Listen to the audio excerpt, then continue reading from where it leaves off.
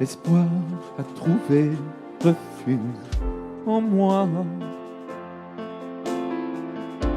Maintenant que je vis pour toi,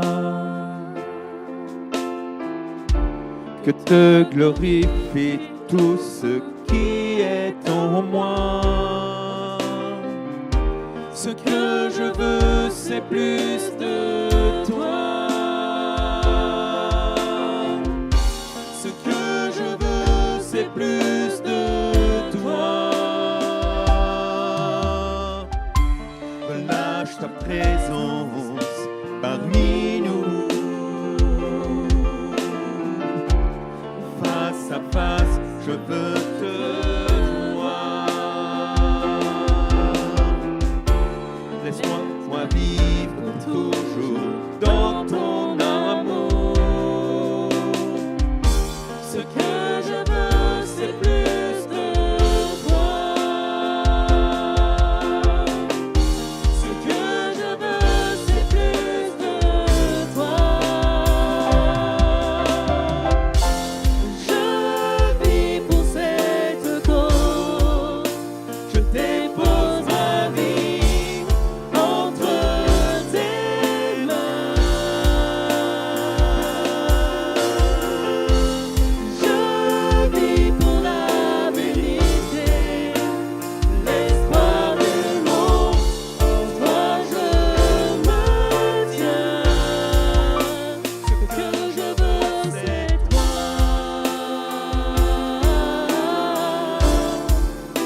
Ce que je veux, c'est toi, Jésus. Ce que je veux, c'est toi.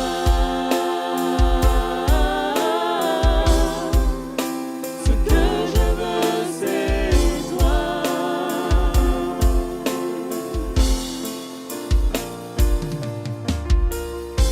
L'espoir a trouvé refuge en moi. Maintenant que je vis pour toi, que te glorifie tout ce qui est en moi. Ce que je veux, c'est plus de toi. Ce que je veux, c'est plus de toi. Relâche ta présence parmi nous. Face à face, je veux te voir. Laisse-moi vivre pour toujours dans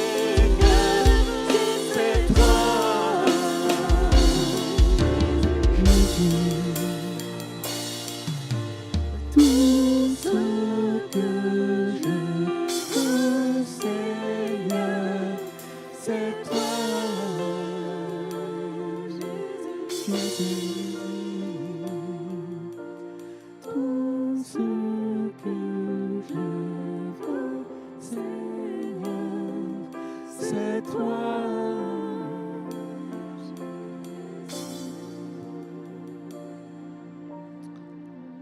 Alléluia, Jésus.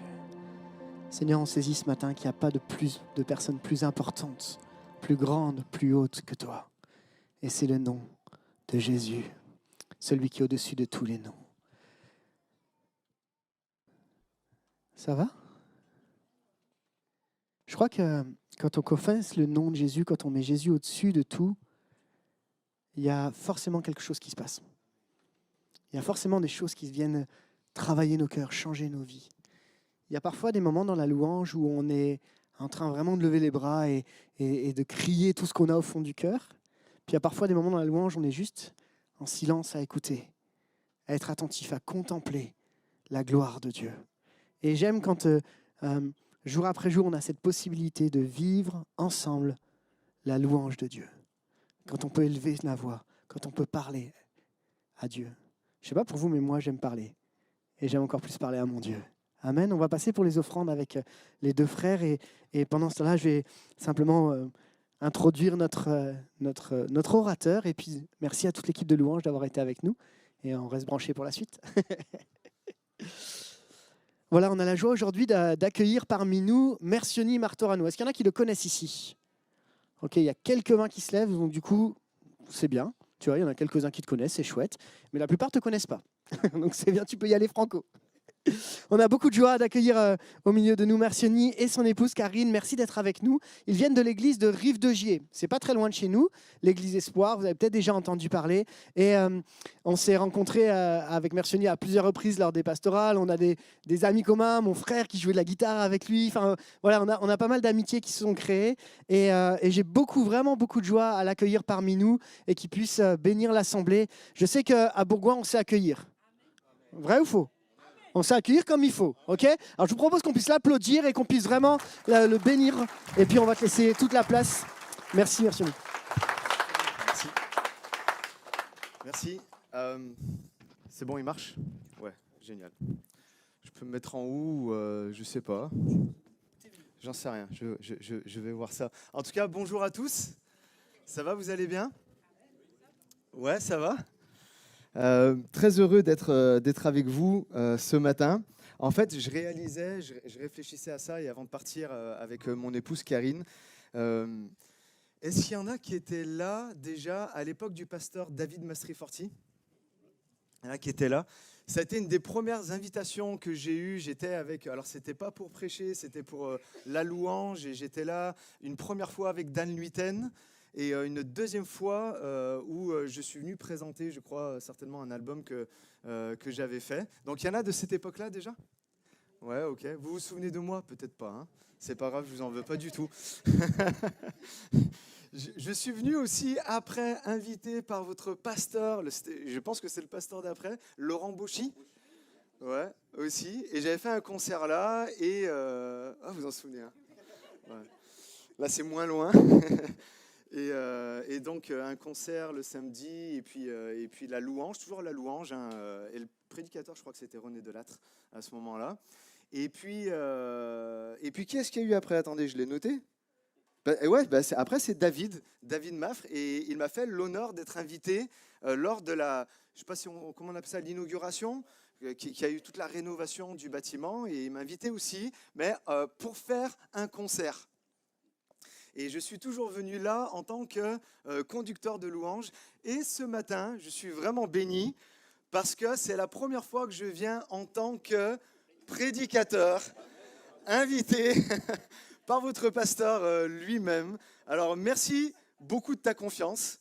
Les autres, ils n'ont pas eu cette confiance. Ça me fait penser à cette histoire, peut-être, je ne sais pas si vous l'avez entendu, c'était un jeune prédicateur qui commençait et puis il avait un maître de stage derrière lui et puis il lui disait, tu sais, quand tu veux vraiment faire passer le message, insiste sur la phrase, insiste sur le mot, que vraiment ça s'imprègne dans le cœur des gens. Et là, il est en train de prêcher sur un passage de l'Apocalypse où Jésus dit, voici je viens. Et il est là en train de prêcher et puis il s'est dit, ok, je me souviens ce qu'a dit mon maître de stage. Et puis il est là, il dit, voici je viens. Et puis là, comme là, personne dit un amen, personne ne dit rien du tout. Et là, il se dit, je vais répéter encore plus. Et puis, il dit, voici, je viens. Et il n'y a rien qui se passe. Et une troisième fois, là, il rassemble toutes ses forces. Il est devant les gros pupitres de l'époque, là, vous vous souvenez. Et là, il fait, voici, je viens, Jésus a dit. Et puis là, il a tellement d'engouement qu'il tombe de l'estrade. Et il se retrouve là, les pieds dans la tête d'une mamie du premier rang.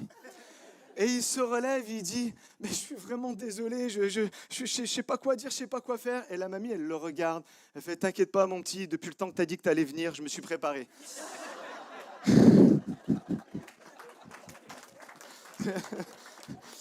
Alors, ce matin, n'attendez pas que je tombe de l'estrade pour laisser échapper un petit amen. En tout cas, c'est vraiment une joie pour nous d'être là ce matin. Merci beaucoup à votre pasteur, Pierre Samuel, à son épouse, Lise. Vraiment, c'est un honneur, un privilège pour nous d'être là. Je tiens aussi à faire une petite dédicace à Madame Bergamini qui est là. Toute sa famille est vraiment chère à nos cœurs.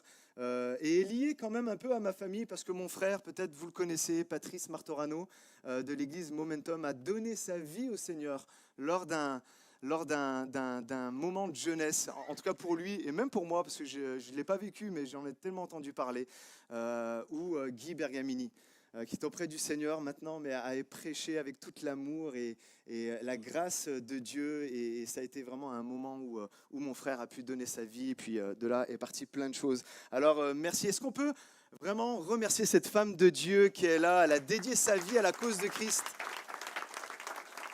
Merci beaucoup. On a besoin de personnes comme ça qui tout au long donnent et se donnent à la cause de Christ. Je suis là ce matin vraiment pour vous encourager à croire que rien n'est impossible à Dieu. Est-ce que vous êtes d'accord avec ça? Rien n'est impossible à Dieu. Vous dire que ce matin, tout est possible à celui qui croit. Tout est possible à celui qui croit. Et en ce dimanche, je veux et j'aimerais vraiment réveiller la foi chez vous. J'aimerais vraiment susciter la foi chez vous. J'aimerais vraiment, comme on a chanté tout à l'heure, éveille-toi mon âme, mais j'aimerais vraiment vous éveiller à la foi en fait ce matin. J'aimerais vous dire que l'espoir porte un nom, et ce nom, et ça s'affiche à la diapo, et ce nom c'est Jésus. Il y a un espoir qui est sûr et certain, on va en reparler. Tous les récits en fait, de l'Évangile nous poussent à croire que rien n'est impossible à Dieu. Et il y a une petite nuance aussi, et qu'on va lire tout à l'heure, mais qui nous dit aussi que tout est possible à celui qui... Ok, merci pour les 10 qui ont répondu. Tout est possible à celui qui... Merci. Est-ce que tu le crois ? Et si tu ne le crois pas, que tu es un peu mitigé ou que c'est un peu difficile en ce moment pour toi, est-ce que tu veux le croire ce matin pour toi?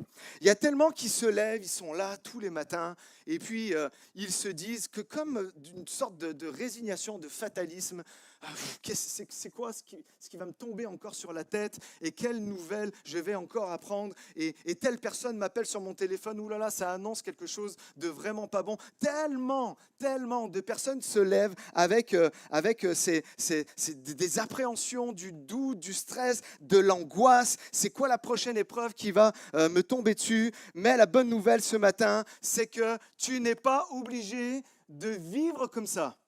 Tu n'es pas obligé de te lever les matins et avec une peur au ventre, avec une boule dans le ventre qui te dit c'est quoi encore qui va arriver? Ça ne veut pas dire qu'on nie les choses qui pourraient être difficiles parce que la vie, elle est dure, c'est comme ça, on le sait, mais la Bible nous dit que même si la vie, elle est dure, Dieu est bon. Amen. Et c'est ça aussi notre espérance. Ça ne veut pas dire qu'on fait l'autruche. On a une bonne amie qui a ouvert une MAM, c'est une maison pour accueillir les enfants et tout ça. Et elle nous disait qu'il y a un enfant, dès qu'il y a quelque chose qui ne lui plaît pas ou quelque chose, ça lui fait pas plaisir, il a peur. Vous savez ce qu'il fait? Il ferme les yeux. il ferme les yeux comme ça, il ne voit pas la réalité, d'accord? Je ne suis pas en train de vous dire ça ce matin, mais au contraire, je suis en train de vous dire, laisse tes yeux bien grands ouverts pour ne pas louper tout ce que Dieu va faire pour toi. Amen. Combien peuvent dire amen pour ça? Dis à ton voisin, reste les yeux ouverts. Reste les yeux ouverts.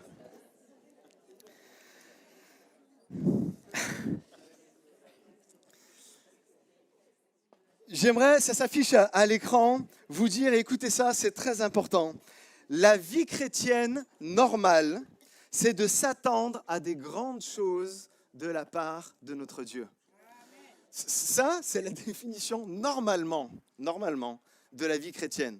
Il n'y a rien qui est impossible à Dieu, il n'y a rien qui est étonnant de sa part. Il peut en fait tout faire. Nous, c'est ce que nous vivons. PS en a parlé juste il y a quelques instants. Je viens de l'église Espoir. On vit des moments juste incroyables dans notre vie d'église. On était une centaine il y a pas si longtemps que ça. Aujourd'hui, on est à 200 et plus. On était dans un petit local. Aujourd'hui, on est dans un local de 1500 mètres carrés où il y a encore plus de monde qui arrive. Pourquoi je suis en train de vous dire ça? Je suis juste en train de vous dire ça pour vous dire que si ça nous est arrivé à nous, et c'est vraiment un de mes mandats pour toutes les églises de petite ou taille moyenne comme nous sommes, eh bien à vous dire, si Dieu il l'a fait pour nous, il peut le faire pour vous.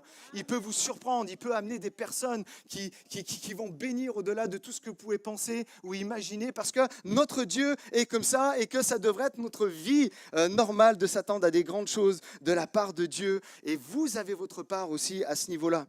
Et souvent, le diable veut nous garder en fait dans un certain état d'esprit, veut nous garder en fait dans la petitesse, veut nous garder dans les petites attentes. J'ai des petites attentes, bon, si j'ai ça, c'est déjà pas mal et tout ça. Mais, mes amis, on a besoin de mettre nos attentes à la mesure, à la hauteur de la grandeur de notre Dieu, à la grandeur de sa fidélité, à la grandeur de sa constance, en fait, envers nous. Combien peuvent dire amen à ça? En fait, regardez cette vérité, ça s'affiche à l'écran. Il est dit, je le dirais comme ça ce matin, si tu limites tes attentes, tu limites ton espoir. Et si tu limites ton espoir, alors tu limites ta foi. Si tu es toujours là à rétrécir les choses, à toujours avoir une vision étriquée, ça va être difficile dans ta vie. Et moi, j'ai une maman, une femme de foi remarquable, une femme de prière vraiment remarquable. Et depuis tout petit jusqu'à aujourd'hui, des moments où on peut parler de situations assez difficiles, et elle est là, elle se dit, ah, tu vois, il y a telle situation, puis il y a telle maladie, ou il y a telle circonstance, ou il y a tel problème relationnel et tout ça. Mais à chaque fois, à la fin des conversations, elle dit quelque chose qui, moi, maintenant, m'a imprégné. Mais vraiment, elle dit, je ne veux pas, mais dans tout ça, je ne veux pas limiter la puissance de Dieu. Il y a les circonstances humaines, il y a ce qu'on pense, il y a ce qu'on croit, mais il y a le Dieu sans limite qui est avec nous. Amen. Combien de personnes ça encourage ce matin? Alors, parce que comprenez bien, Dieu est là. On le prêche, on le chante, et puis que rien ne puisse l'enlever de votre tête, mais Dieu est là pour te bénir. Vous savez, comme on chantait ce chant, Dieu est là pour te secourir, pour te guérir, pour te bénir. En fait, Dieu, il est là. Et le problème vient souvent et c'est mon point, si ça peut s'afficher, quelle est en fait ta vision de Dieu? Parce que bien souvent, on est là à chanter toutes sortes de chants, à confesser toutes sortes de paroles, des moments dans nos prières, mais il y a comme un décalage entre, ça arrive qu'à moi?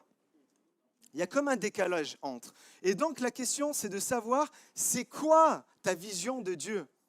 Il n'y a pas si longtemps que ça, j'ai prêché sur la parabole du fils prodigue. Et dans mon auditoire, il y a maintenant aujourd'hui des personnes qui viennent d'un autre arrière-plan évangélique et où c'est très dur, c'est très dur.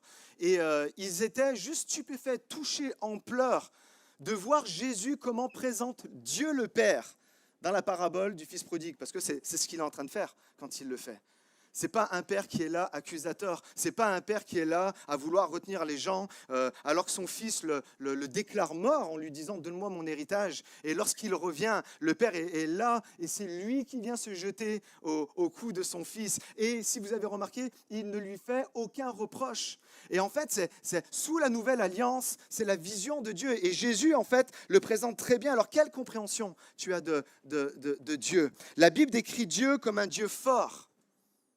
La Bible décrit Dieu comme un Dieu puissant. La Bible décrit Dieu comme un Dieu qui est jaloux aussi. La Bible décrit Dieu comme un Dieu saint, comme un Dieu juste, comme un Dieu bienveillant, comme un Dieu rempli de bonté, un Dieu qui est un Père et qui est compatissant envers ses enfants. Vous pouvez dire Amen à n'importe quel moment, parce que c'est beau ce que je vous dis là. Donc, quelle est ta vision de Dieu? C'est quoi ta vision de Dieu? En fait, comprenez quelque chose. Vous savez, dans l'Ancien Testament, dans le Pentateuque et tout ça, il est question du Shema Israël. Vous savez, tu aimeras le Seigneur ton Dieu. Et puis, dans le Nouveau Testament, bien souvent, c'est répété. Et on le trouve dans Luc 10 aussi. Au verset 27, il est dit « Tu aimeras ton Dieu de tout ton cœur, de toute ton âme, de toute ta force et de toute ta pensée. » D'accord? Et tu aimeras ton prochain comme toi-même. Ce ne sont pas deux commandements, c'est un seul commandement. Quelque chose de très vertical et quelque chose de très horizontal, comme un symbole de la croix. Et la pensée est la suivante. Est-ce que Dieu nous demandera quelque chose, de faire quelque chose que lui-même n'est pas capable de faire? Non? Alors, si je comprends bien ce verset, tu aimeras le Seigneur ton Dieu de tout ton cœur, de toute ton âme, de toute ta force, de toute ta pensée, ça veut dire que c'est comme ça que Dieu nous aime. Quelle révélation! Quelle révélation! Il t'aime de tout son cœur. La Bible dit que Jésus est doux et humble de cœur.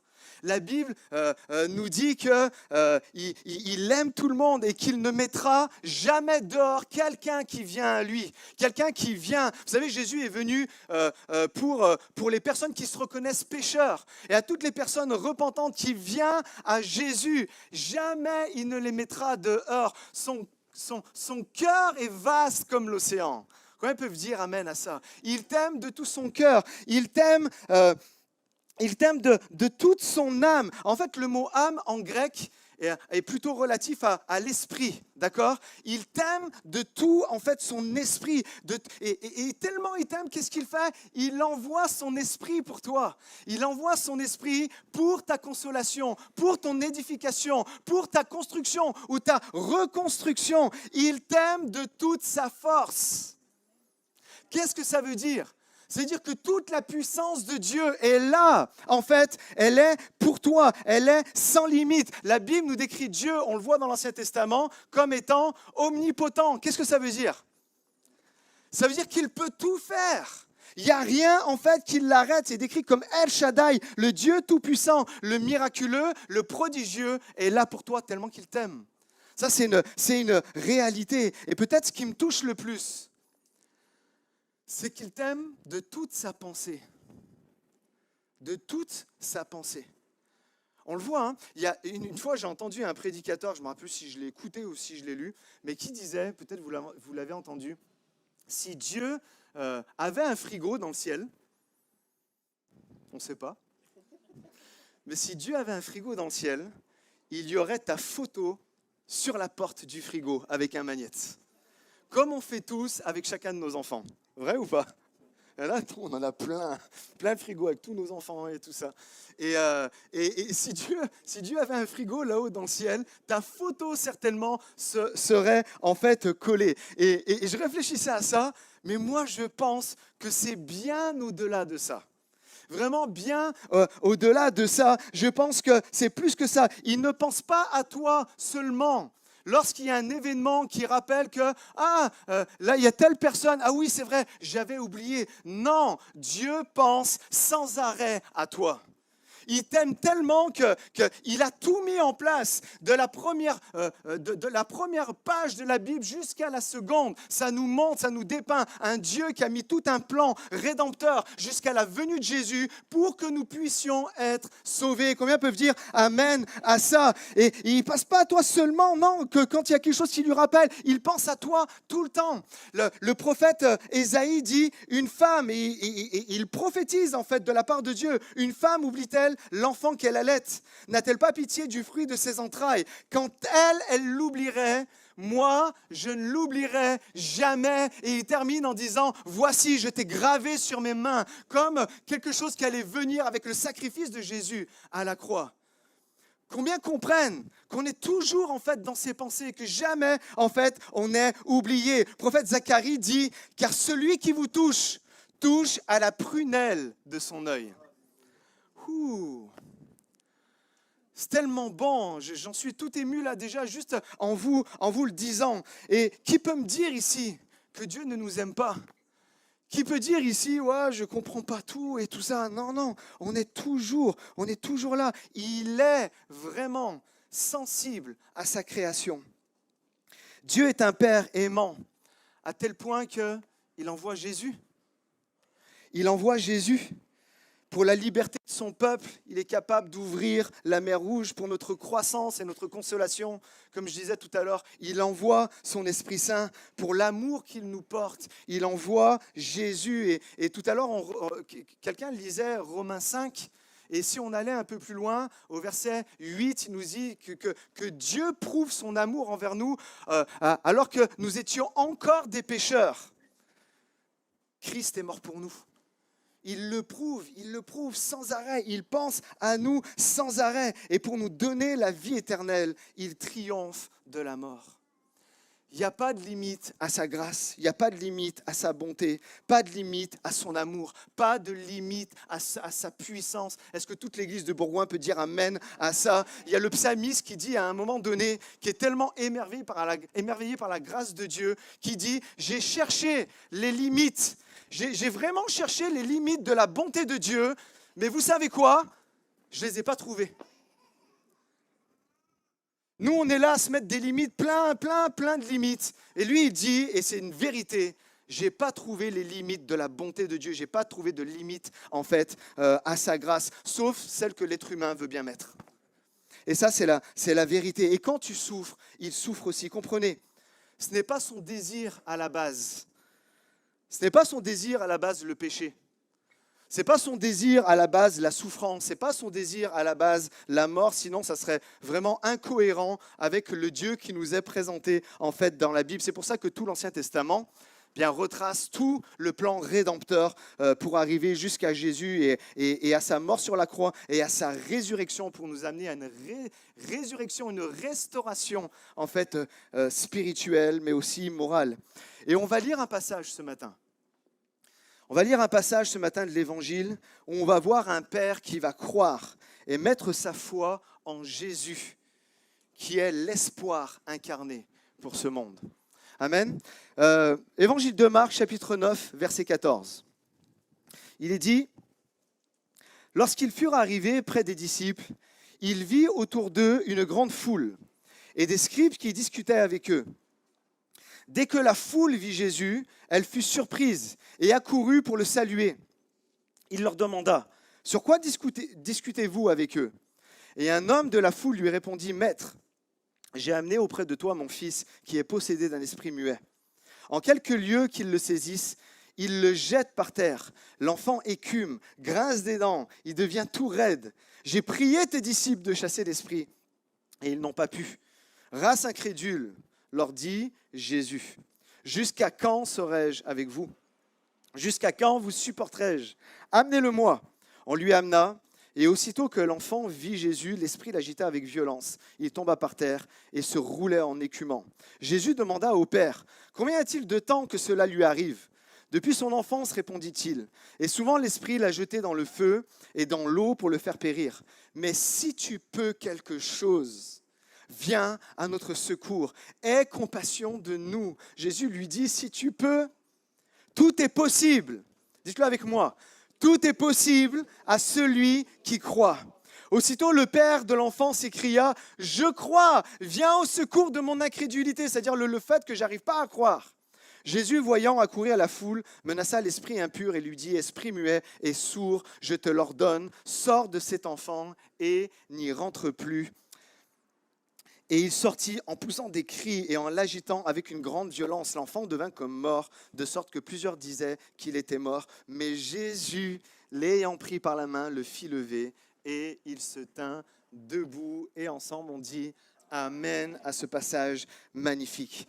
Comprenez, quand c'est plus possible, quand les impossibilités, en fait, elles sont là, Dieu te dit, si tu mets ton espoir en moi, alors tout est possible. Tout est possible. Avec cette compréhension que, et ça s'affiche à l'écran, que l'espoir est le socle de la foi. L'espoir est le socle de la foi. Vous savez, peut-être vous n'avez jamais entendu ça, mais Hébreux chapitre 6, 19 nous dit « Cette espérance est pour nous comme l'encre de nos âmes, elle est sûre, elle est solide. » Et c'est important pour nous, quand on prêche sur l'espoir, de définir ce que c'est l'espoir biblique. L'espoir biblique, ce n'est pas un souhait. Ce n'est pas, nous avec notre vocabulaire français, « J'espère que demain il va faire beau », mais on n'est pas sûr.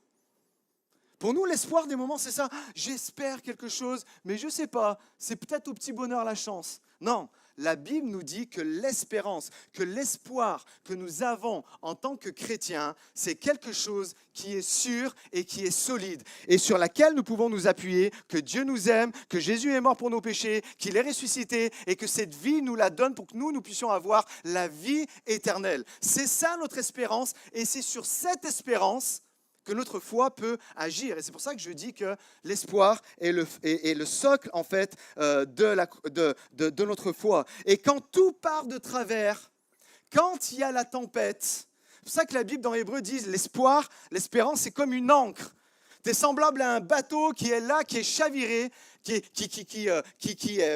bascule à droite et à gauche, mais à aucun moment tu vas chavirer. Parce que tu sais que Dieu est au contrôle et qu'il commande au vent et à la tempête. Oh, combien peuvent dire Amen à ça? D'accord? Donc, si tu n'as pas d'espoir, tu n'as pas de foi.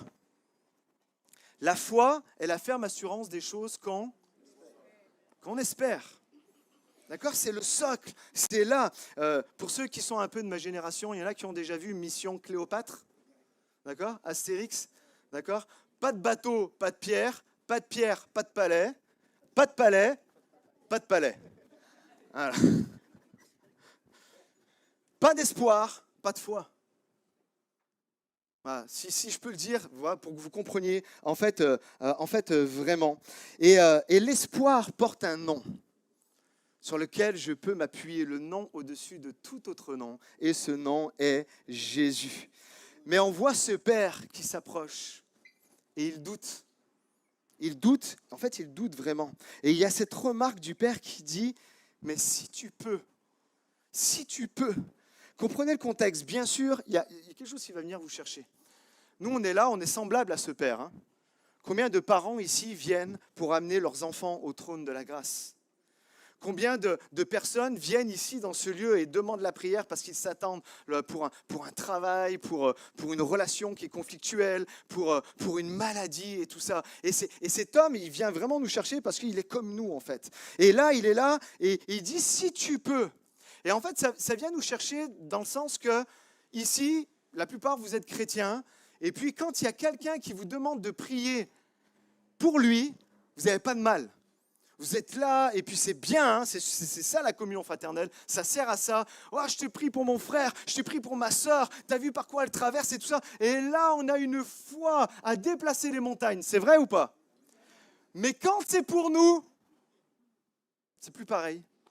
Est-ce que vous avez déjà remarqué ça? Quand c'est pour nous, c'est plus pareil. Ah, les prières pleines de foi qu'on a pu faire pour notre frère, pour notre sœur, pour un membre de notre famille, mais quand ça nous touche nous, quand la maladie vient nous toucher nous, quand un enfant commence à partir en vrille loin de nous, puis que ça, on est comme, qu'est-ce qui arrive là? Voilà ce que je disais tout à l'heure, c'est quoi le prochain truc qui va me tomber en fait sur la tête? Et là, le Père est confronté à ça. comme toi peut-être tu es confronté à ça. Tu crois que Dieu peut agir pour telle personne, pour un tel et un tel, mais là Dieu te dit, c'est à ton tour de croire. C'est à ton tour, dis-le à ton voisin, c'est à ton tour de croire. C'est à ton tour. L'évangile dans divers contextes, écoutez ça, loupez pas ça s'il vous plaît. L'évangile dans plusieurs contextes nous dit que rien n'est impossible à Dieu. D'accord ? À plein de contextes, nous dit que rien n'est impossible à Dieu. Dans l'Ancien Testament, il nous est dit, je le disais tout à l'heure en introduction, qu'il est présenté comme le Dieu El Shaddai, le Dieu omnipotent, le Dieu en fait qui peut tout. Mais là où ça vient nous chercher dans le texte que nous avons lu dans Marc 9, c'est pas rien n'est impossible à Dieu, mais c'est tout est possible à celui qui croit. Et moi je le dirais comme ça, si tu veux bien mettre la diapo, la question n'est pas de savoir si c'est possible pour Dieu, mais la question c'est de savoir si c'est possible à l'homme d'y croire que c'est possible pour Dieu. Est-ce que vous comprenez la nuance qui est en train de se passer ? Et la question c'est, est-ce que tu vas répondre à ça ? Est-ce que ta foi s'appuie sur le socle de l'espoir, sur Jésus qui va croire que tout est possible à celui qui croit ?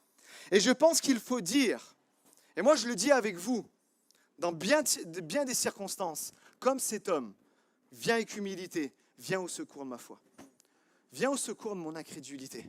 Viens, j'ai du mal à croire. Je crois pour les autres et cet homme, il le fait. Vous savez, les chapitres d'avant, il nous est parlé de multiplication, de pain, il nous est parlé de plein de miracles. Et certainement, cet homme, il était là, ouais, je crois ça. Ou peut-être je l'ai vu, peut-être je ne l'ai pas vu, mais je l'ai entendu. Waouh, c'est super, d'accord, c'est génial, Jésus fait ça, on le croit, on le loue, on l'adore. Mais là, ça vient le chercher lui. C'est sa vie à lui, comme c'est ta vie à toi ce matin, où tu as un être proche qui passe par des moments compliqués. Et j'y crois parce que ça ne me concerne pas, mais maintenant que ça me touche, j'ai du mal. Et là, ça nous rejoint dans nos propres vies. La Bible nous dit que cet homme vient vers les disciples. Et les disciples n'ont rien pu faire. Peut-être c'est toi qui as été te confier en plein de personnes, en te disant, ah, lui c'est un homme de foi, lui je vais aller lui parler, et puis il n'y a rien qui se passe. Ça ne marche pas. Ça ne marche pas, pourquoi ? Parce que tu n'as pas besoin, à certains moments, et encore une fois, je suis pour la communion fraternelle, hein, ne me faites pas dire ce que je n'ai pas dit, mais il y a un moment, ça demande, je vais vers Jésus. Je vais vers Jésus. Pour les hommes, c'est impossible. Mais pour lui, tout est possible. Et ce matin, viens au secours de mon incrédulité pour que je croie que tout est possible pour celui qui croit. Et en fait, il est là et Jésus répond, en fait, écoutez bien, j'aurais trop aimé voir ça. Jésus reprend ce qu'il dit, il dit, est-ce que mes oreilles, elles fonctionnent bien ? Tu m'as dit à moi, si tu peux. Vous n'auriez pas aimé voir ça ? J'aurais trop aimé voir la tête de Jésus à ce moment-là. Il dit, mais si tu peux. Mais il dit, mais t'as pas compris ? En fait, t'as pas compris qui je suis. T'as pas compris que je suis Emmanuel, qui veut dire, t'as pas compris que je suis Jésus, en hébreu, Yeshua, qui veut dire l'Éternel sauve. Non, en fait, t'as pas compris ça. T'as pas compris que je suis la vie, la résurrection. T'as pas compris que je suis le pain de vie. T'as pas compris que je suis l'alpha et l'oméga. T'as pas compris. Je suis celui à qui tout est possible. Combien peuvent dire amen à ça ? Voilà, et tu me dis, si tu peux, t'as pas encore compris ma mission. T'as pas encore compris la mission. Tu es juif, tu as lu le rouleau d'Ésaïe, comme Jésus va le faire dans Luc 4, et lui, Jésus, énonce sa mission, et c'est pour nous encore aujourd'hui, en 2023, il lui dit, mais moi, je suis venu apporter une bonne nouvelle à tous les malheureux. Je suis venu apporter la délivrance aux captifs. Je suis venu apporter le recouvrement de la vue aux aveugles, c'est-à-dire la guérison à tous ceux qui peuvent être malades. Je suis venu pour proclamer aux captifs la libération, la délivrance à toutes les personnes qui sont écrasées sous le fardeau. Je suis venu pour dire que Dieu montre toute sa faveur à l'humanité. Oh, ça mérite qu'on acclame le Seigneur, là. Ceux qui ne comprennent pas, C'est pour ça que Jésus est venu. C'est pour ça que Jésus est venu. Alors il lui dit, mais si je peux, mais en fait, ma passion, c'est vous. Le plan, ma passion, c'est vous. Le plan rédempteur de Dieu, de l'Ancien Testament jusqu'au Nouveau, c'est vous. Quand, quelque temps après, eh bien, il va être pris au jardin de Gethsémanée, les soldats arrivent, il va être roué de coups. Mais tu dis, si je peux, mais c'est pour toi que j'ai fait ça. C'est pour toi qu'on a tiré les poils de ma barbe. C'est pour toi qu'on a pris ma tunique, on l'a déchirée et puis on tirait au sort et tout ça. C'est pour toi les crachats. C'est pour toi les insultes. C'est pour toi la croix. C'est pour toi mes mains clouées, mes pieds cloués, le côté percé. C'est pour toi. Ne me demande pas si je peux. Ma passion, en fait, c'est vous. C'est pour toi que je meurs.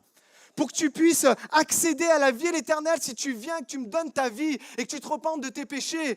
Et c'est pour toi, et c'est pour chacun d'entre nous, les amis, qu'il ressuscite le 3e jour. Amen. Pour que nous puissions avoir la vie éternelle.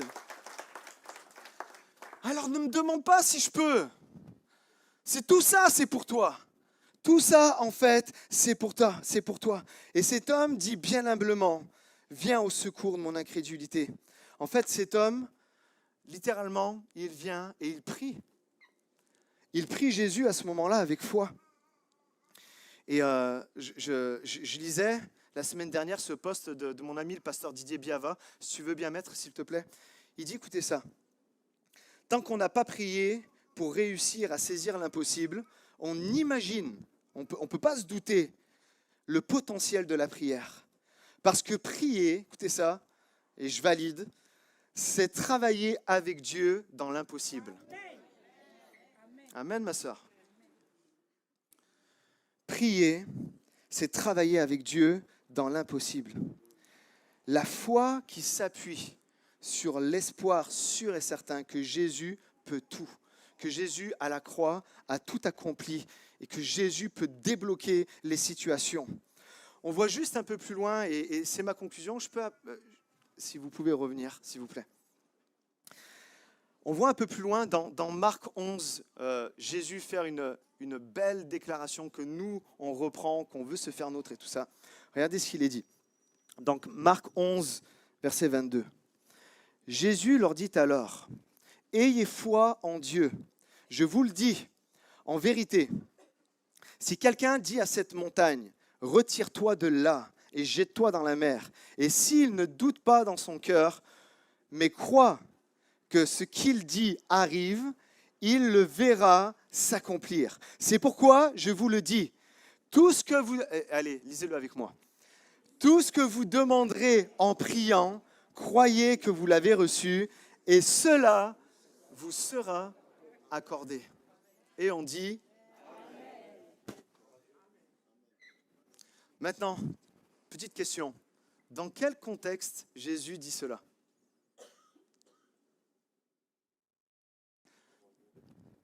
Non, je vous le dis, je ne veux pas vous piéger, hein, mais c'est juste pour vous garder aussi un peu avec moi. En fait, Jésus dit ça dans un certain contexte. Si tu peux commencer à jouer, c'est parfait. En fait, le contexte de ces versets, c'est que Jésus, en fait, il nous est dit juste un peu plus haut, que Jésus avait faim et il voit un figuier. Le contexte, ça, c'est très important de prendre le contexte quand on lit des choses. Hein. Et en fait, il avait faim, il voit un figuier, et il va vers le figuier, il était tout beau, tout touffu et tout ça, et il cherche, j'ai faim, mais il ne voit pas de figue. Vous connaissez ce passage, d'accord ? Il voit 0 figue. Et la Bible mentionne, et c'est très important, c'est normal qu'il n'y ait pas de figue, parce que ce n'est pas la saison. Ce n'est pas le moment, ce n'est pas le temps. Et pourtant, on voit Jésus parler durement à ce figuier. Verset 14, il lui dit, de Marc 11, que plus jamais personne ne mange de ton fruit. Et quelque temps après, il repasse devant ce figuier. Et comment est ce figuier, à vous les lecteurs de la Bible ? Il est séché de la tête aux racines. Il est sec, il y a vraiment plus rien. Et en fait, on se dit, waouh, Jésus, il est dur avec ce figuier. Non, il y a des écolos qui se disent, ah, quand même, un arbre et tout. Ça va. Et on peut se dire, il est dur avec le figuier. Puis oui, en fait, de premier abord, on comprend. On comprend ce que Jésus veut enseigner aussi aux disciples. Ce que Jésus dit, en fait, ça s'accomplit. Amen. Amen. Les promesses qu'il t'a faites sont oui et... Ok, d'accord. Dans ce que Jésus dit, ça s'accomplit. Il a dit, plus personne ne mangera de ton fruit. Et le lendemain, il était sec. D'accord? Ok. Et, sa parole est certaine. On voit aussi que ça montre encore une fois que Jésus commande aux éléments naturels. Il n'y a rien il parle et la chose s'accomplit. Il dit au figuier, tu donneras plus de fruits, il devient sec. Il dit au vent et à la tempête de se calmer et mer d'huile, tout de suite après. C'est ça, il veut leur montrer ça. Mais moi, je crois, et quand j'ai découvert ça, je creusais, je me disais, mais c'est juste en fait magnifique. Jésus, à ce moment-là, voulait donner un cours magistral avec application directe de la foi liée à la prière. Et c'est pour ça qu'après, nous retrouvons « Ayez foi en Dieu » et tout ce que vous demanderez en prière, d'accord ? Croyez que vous l'avez reçu. Je crois que le fait qu'il ait dit « Ce n'était pas la saison » veut simplement dire, et si tu veux l'afficher s'il te plaît, que ce soit le bon moment ou pas, demande. Je le redis parce qu'il y a eu 3 amens, ça ne me va pas. Que ce soit le bon moment ou pas, demande. Amen, Église de Bourgoin. Ça fait écho à Matthieu 7, frappez et on vous ouvrira, demandez et on vous donnera. Que ça soit le bon moment. Vous savez, tous ceux qui sont venus à Jésus, ils étaient là, il y avait les lépreux qui étaient là et ils n'ont pas attendu le bon, mauvais moment, ils ont su que Jésus était là, ils y sont allés, quitte à le déranger, plein de personnes venaient, non, n'importunez pas le maître. À plein de moments, c'était jamais le moment. Jésus était toujours entouré de plein de gens, même cette femme à la perte de sang. Elle comprend que ce n'est pas le moment, mais elle se dit, si je peux juste toucher le bord de son vêtement. Et qu'est-ce qui se passe ? Au moment même, en fait, elle fut guérie. Vous savez, il y a des moments où on veut demander quelque chose.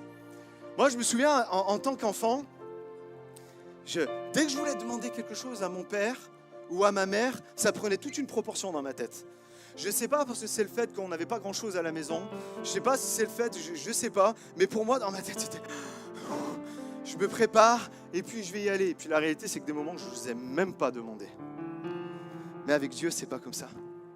Dieu est un Père que tu ne déranges jamais. La Bible nous dit, il ne sommeille ni ne dort, celui qui veille sur son peuple. Amen. À aucun moment, en fait, tu vas le déranger. Vous savez, il y en a, ils sont là. Dès qu'ils rencontrent leur chéri I ou chéri E, ils sont là. Allez, je vais y aller, je vais oser. Et on prend une grande respiration et on y va.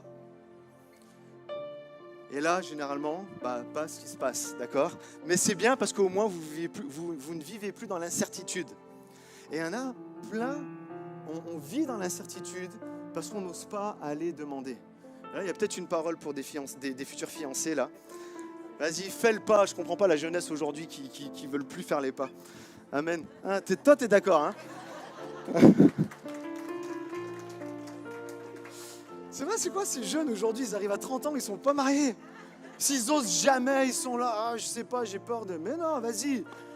Ma fille, elle a 21 ans et je lui dis, s'il y a quelqu'un que t'aimes, va voir, va parler. Il n'y a rien de mal. Elle est célibataire, elle est très très belle.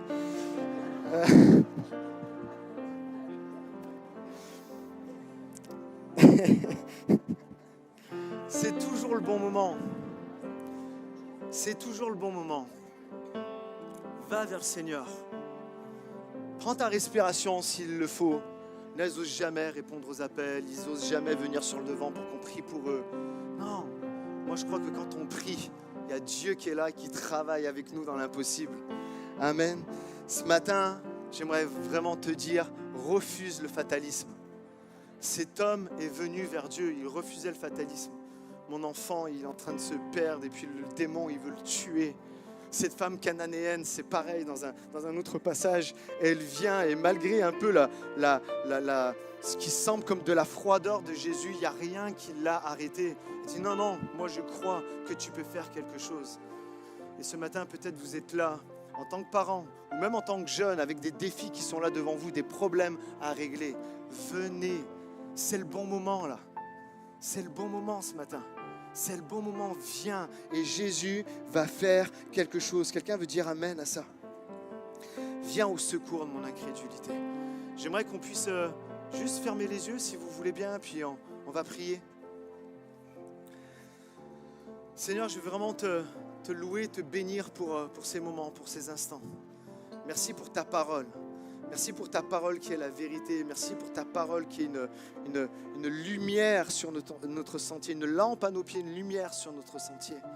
Merci pour ta parole parce que au-delà de tout sentimentalisme, au-delà de tout ce qu'on pourrait supposer croire ou pas, il y a des choses très factuelles qui montrent que tu as de l'amour pour chacun d'entre nous, que tu nous aimes de tout ton cœur, que tu nous aimes de toute ta pensée.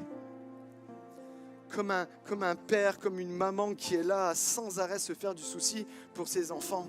Lui, il est là, il pense à chacun d'entre nous.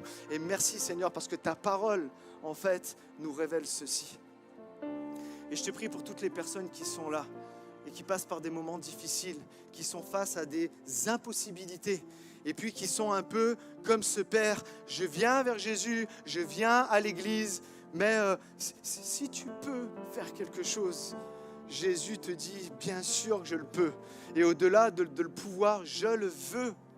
Je le veux. Je veux te secourir. Je veux te bénir. Je veux te guérir. Seigneur, fais ton œuvre ici, dans ce lieu. Qui veut avoir la foi en Jésus? Qui veut dire, c'est bon, mon espoir, je le sais maintenant, c'est Jésus qui a tout accompli pour moi. Et il a dit que tout est possible à celui qui croit. Qui va mettre maintenant sa foi en action? Qui va mettre sa foi en action? Vous savez, alors qu'on reste dans un moment de prière, juste rester les têtes baissées, les yeux fermés. Le pêcheur de poissons qui ne met jamais sa ligne à l'eau ne rapportera jamais de poisson. C'est un fait. Si tu es là, puis tu as en toi en ta possession une canne, et puis que tu jettes jamais en fait ton hameçon, tu vas jamais récupérer de poisson. Et le chrétien qui ne prie jamais ne reçoit jamais. Le chrétien qui ne s'approche pas, même avec un tout petit peu de foi. Jésus vient piquer les hommes en disant, si tu aurais la foi juste un tout petit peu, pas grand-chose, et peut-être il y en a plein ici dans ce lieu. Vous vous dites, mais j'ai une petite foi, moi. Non, avec une petite foi, Jésus te dit que tu peux déplacer les montagnes. Amen. Alors si tu es là, ce matin, j'aimerais vraiment faire un appel. J'aimerais faire un appel déjà à toutes les personnes qui sont là, puis qui n'ont pas accepté Jésus dans leur vie. Toutes les personnes qui sont là, puis qui se reconnaissent pécheurs. Et qui dit, Jésus, maintenant, je vais m'approcher de toi et je vais tout te donner. Comme on l'a chanté tout à l'heure, je te donne tout, Seigneur mon Dieu. J'ai compris tout ce que tu as fait, j'ai compris ton amour à la croix, j'ai compris tout ce que tu as subi, j'ai compris ton sang qui a été versé pour le pardon de mes péchés. J'aimerais faire un premier appel à ceux qui disent, maintenant, je veux donner ma vie à Jésus. Je vais faire un deuxième appel et vous leverez votre main à la fin des appels, mais j'aimerais faire un appel aussi peut-être à toutes les personnes chrétiennes qui sont là et qui se disent, mais c'est vrai, tellement de fois j'ai douté, tellement de fois, puis je suis semblable à ce Père qui est là et puis qui parle au Seigneur avec comme au conditionnel, si tu peux, si non, à toutes les personnes qui disent, Jésus, viens au secours de mon incrédulité. J'en ai marre de vivre comme être chahuté à droite, à gauche. Maintenant, je veux rentrer dans cet espoir que tu as tout accompli et je vais mettre ma foi en action et je vais croire que tout est possible à celui qui croit. J'aimerais faire un appel à toutes les personnes qui veulent venir devant Jésus, comme ce Père aussi l'a fait pour un de ses enfants. J'aimerais faire un appel à tous ceux qui sont là et qui ont une impossibilité devant eux. une maladie, une circonstance, peut-être une situation difficile au niveau financier, des impossibilités, des murs, des Goliaths qui se dressent devant vous, j'aimerais vraiment prier pour vous, pour que, alors que vous êtes en train de croire que tout est possible, que rien n'est impossible à ceux qui croient, que vous allez commencer, vous, à croire en tant qu'être humain. Maintenant, tout est possible pour moi. Je le crois de tout mon cœur. Et alors que vous allez vous approcher dans un instant, vous venez avec toute la foi que vous avez. On va prier ensemble et on va voir le miracle ensemble. Amen. Alors, si vous avez été interpellé par un de ces appels, juste levez la main à votre place. Une main se lève, une main se lève. Plusieurs mains se lèvent. Amen, plusieurs mains se lèvent. Vous pouvez la baisser après, quand une main se lève jusqu'au fond. Amen. Alors que le groupe de louanges va nous conduire dans un chant de louange, d'adoration, on va se lever ensemble si vous le voulez bien. Et je vais inviter le pasteur, je vais inviter peut-être, je ne sais pas s'il y a une équipe de prière, ouais, avec Sam, avec PS, à vous approcher sur le devant. Et ensemble, on va prendre un temps pour prier. Venez sur le devant, toutes les personnes qui avaient levé la main. Ben là, c'est le moment là. C'est le moment. Comme ce Père qui a été vers Jésus, c'est le moment. Vas-y, viens, viens. Le Seigneur va faire quelque chose. Le Seigneur va faire quelque chose. Tu ne vas pas le déranger. Il n'est pas trop occupé pour d'autres personnes. Non, non, non, non. Il pense à toi ce matin. Et il veut agir dans ta vie. Venez sur le devant, peut-être approchez-vous. Approchez-vous un peu plus, comme ça permet aux gens aussi qui sont dans les allées. Venez même sur les côtés, venez jusqu'à là, on va se déplacer jusqu'à vous. On va vraiment prendre un moment et je crois que Dieu va intervenir. Je crois que Dieu va agir. Que je vis pour toi, que te glorifie tout ce qui est en moi. Ce que je veux, c'est plus de toi. Ce que je veux, c'est plus de toi. Relâche ta présence parmi nous. Face à face, je veux te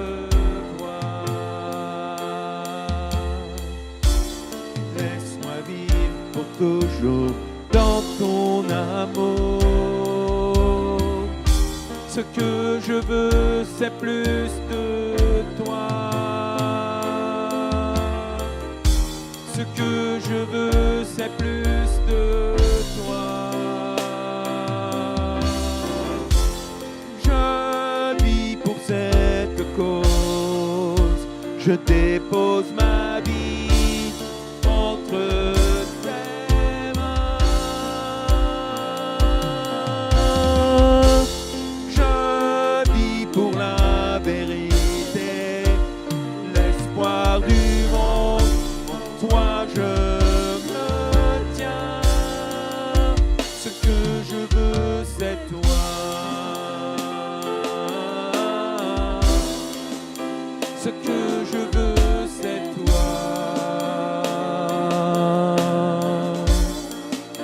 ce que je veux, c'est toi.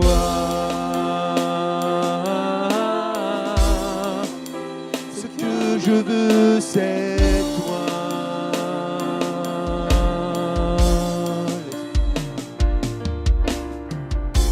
L'espoir a trouvé refuge en moi. Maintenant que je vis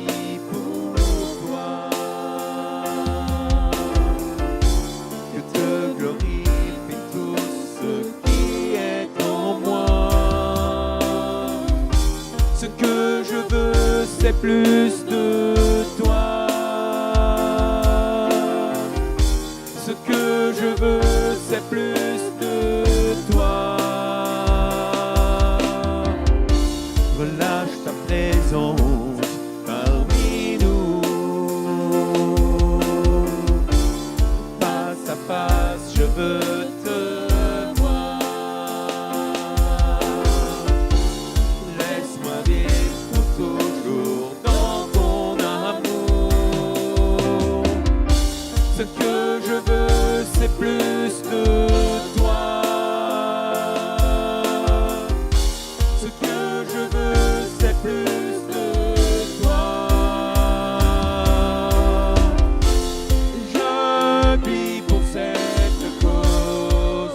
je dépose ma vie entre tes mains.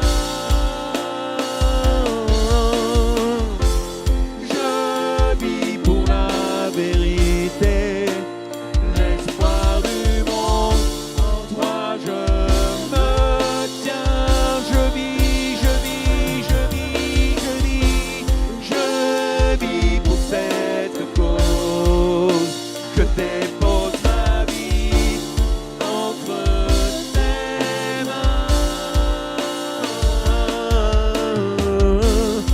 Je vis pour la vérité, l'espoir du monde, en toi je me tiens.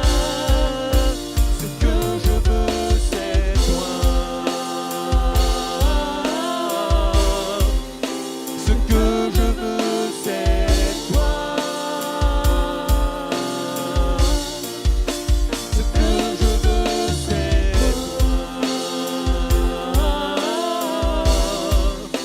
Ce que je veux c'est toi.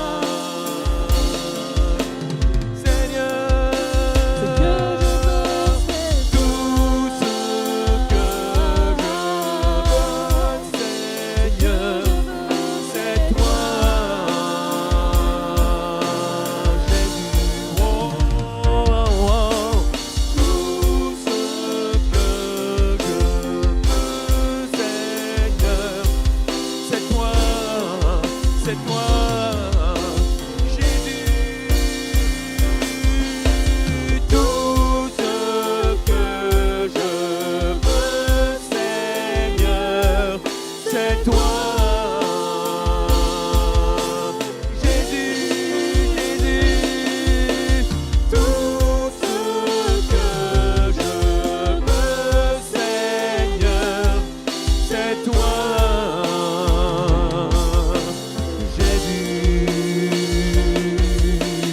Tout ce que je veux, Seigneur, c'est toi,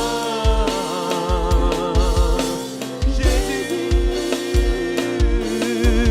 Tout ce que je veux, Seigneur, c'est toi, oui, c'est toi, Jésus. Oh, oh. Tout ce que je veux, Seigneur, c'est toi, Jésus. Tout ce que je veux, Seigneur, c'est toi, Jésus. Tout ce que je veux, Seigneur, c'est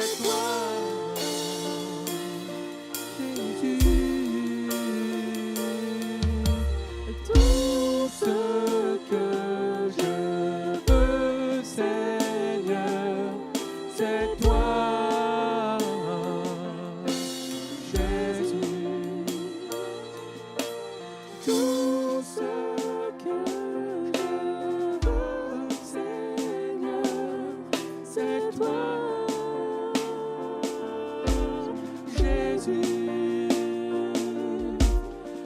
Tout ce que je veux, Seigneur, c'est toi,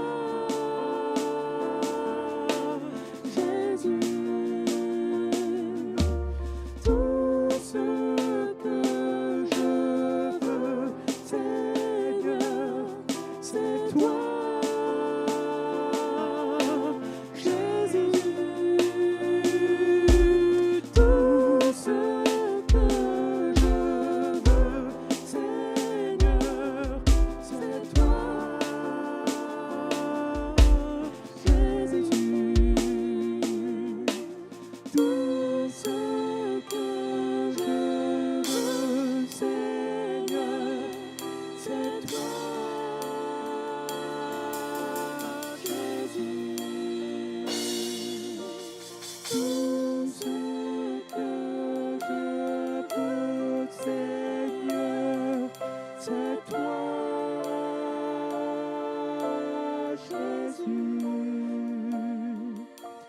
Tout ce que je veux, c'est toi, c'est toi,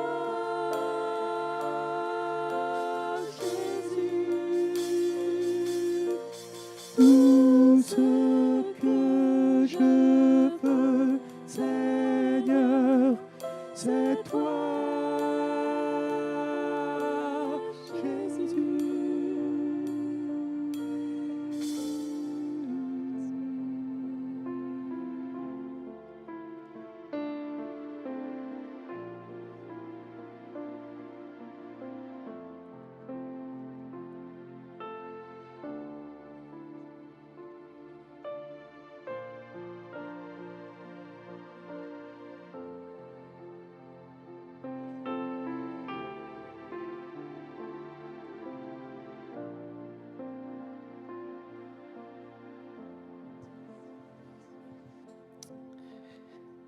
Seigneur, on est devant toi avec chacune des prières qu'on a fait monter vers toi. Seigneur, tu nous as fait des promesses dans cette matinée. Tu as encouragé notre foi, tu nous as bénis, tu as parlé à nos cœurs. Maintenant, Seigneur, là où il y a des paroles de foi qui ont été déposées dans les cœurs, je veux te prier pour une protection particulière pour chacun de mes frères et sœurs. Afin que là où l'ennemi voudrait essayer de reprendre quoi que ce soit, on se dresse devant lui et avec assurance, on dit, tu n'as rien à faire ici. Parce que j'appartiens, je suis enfant de Dieu, tu m'as choisi. Seigneur, merci parce que les promesses que tu as faites sur ces frères et sœurs, Seigneur, c'est toi qui t'en occupes. Notre seul challenge, c'est la foi. Et on veut placer, garder cette foi ancrée en Jésus. Rien n'est impossible à notre Dieu. Et Seigneur, tu nous challenges un peu plus loin. Tout est possible à celui qui croit. Seigneur, que l'église de Bourgoin soit remplie de cette foi et que Jésus, tu trônes au milieu de notre église, dimanche après dimanche, réunion après dimanche, dans les groupes de maison, dans chaque lieu dans lequel les chrétiens se rassembleront, que tu sois toujours le centre de nos vies. Merci pour ces paroles d'encouragement. Merci parce que à travers les paroles de Mercioni, Seigneur, tu as béni l'église. Seigneur, on veut garder précieusement ce que tu nous as laissé. Merci Jésus pour ta présence dans ce lieu. À toi la gloire, Jésus. Amen. Amen.